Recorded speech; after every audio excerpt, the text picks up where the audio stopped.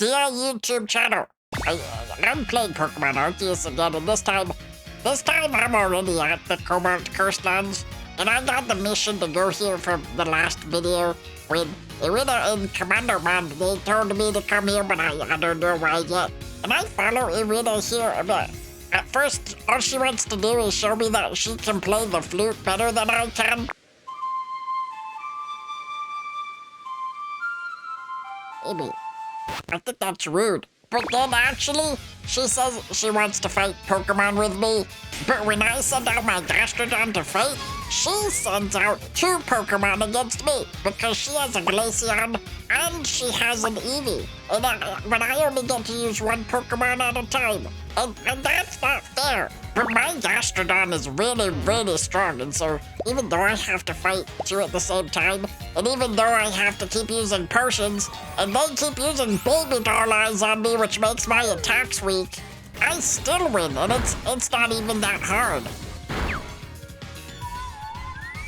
So IRIDA is impressed after that, and so she tells me that the real reason that she wanted me to go to the COBALT Coastlands with her is so that I could help her with the problem she's having, because this place, the COBALT Coastlands, I mean, it has no big Pokemon protecting it, so there's not even a big Pokemon to go lightning crazy here. And that's because IRIDA's friend, named PALINA, she was supposed to raise a big Pokemon to protect the coastlines, but she didn't want to. And so IRIDA wants me to go talk to her to see if I can change her mind. And so then I go up on top of a big mountain to find PALINA, and she's there with 2 Growliths. And I ask her why she doesn't want to raise one of the Growliths to be the coastline's big protecting Pokemon. And she says that it's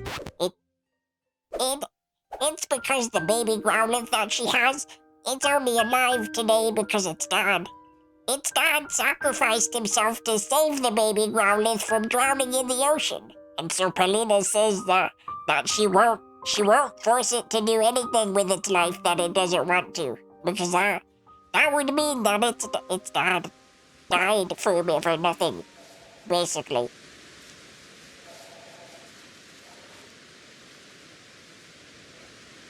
So I ask about that volcano over there, and she says that, yeah, there have been some suspicious-looking people around that volcano recently, and she asks if I can go look into it, and I say yes. So she sends me to meet somebody named Iscan, who lives in the forest, because I need to tame a huge big fish Pokemon called BASULEGION, so that I can ride it to the volcano island. And Iscan, he says he can make BASULEGION's favorite snack, so that I can feed that to him and or tame him. But Iscan says he says I need to do something really, really scary first. I need to catch a ghost Pokemon called Dusclops. That only appears at night because Iscan needs its magic power to add flavor to the BASULEGION's food. But I say I'm not scared, so I go out that night and I catch one. Then I bring it back and we cook with it. Even though Iscan is really, really scared by the Dusclops, but it works and we get the BASULEGION food. And then after that, everybody goes down to the beach. And Iscan uses his flute to call BASULEGION. Then I feed BASULEGION the ghost food that we made for him, and so we become friends. So now I can ride him around on the water, too. We go really, really fast, so that's good. But then, the bandit misfortunes show up again. And this time, instead of trying to steal a piece of the wall like they did before, they're here to steal PALINA's baby Growlithe so that they can turn it into a big, bad Pokemon to do bandit things with them. And so they use Gengar to steal the Growlithe, and then they all run away to the volcano island. And PALINA and Iscan, they don't know what to do, but I do. I'm gonna go fight them, and I'm gonna get Growlithe back. So I use BASULEGION to cross the ocean, and when I get to the volcano, I have to fight so many Pokemon like Mothins and Magmars and Gravelers until I get to the very top, where I find the Misfortunes and Gengar bullying Growlithe by a pool of lava. They're trying to make it evolve by being mean to it, so I fight them to make them stop. but I have to fight all 3 of them in a row. And they all have really strong Pokemon. So even if I beat one of their Pokemon, if they knock out any of my Pokemon, I won't have it to fight the next misfortune. But I beat the first one who used a bomb of snow against me and knocked out my Beerabell.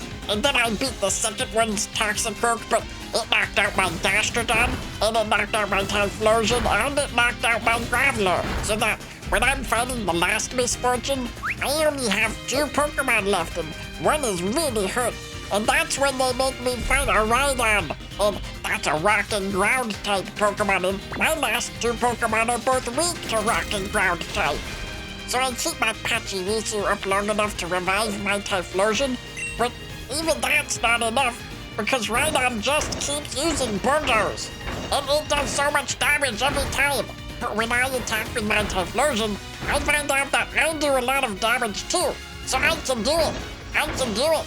I only have my Typhlosion, but that's enough to beat the Rhydon. But then, it turns out I have to fight the Gengar too, and that's a Ghost-type Pokemon. And my Typhlosion is a Ghost-type Pokemon. And Ghost-type Pokemon are weak to each other, and so Gengar just attacks once, and I lose.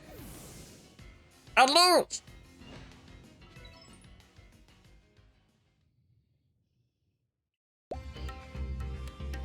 I can't save the baby Growlithe because my Pokemon aren't strong enough. The misfortunes beat one of my Pokemon, so I have to train them.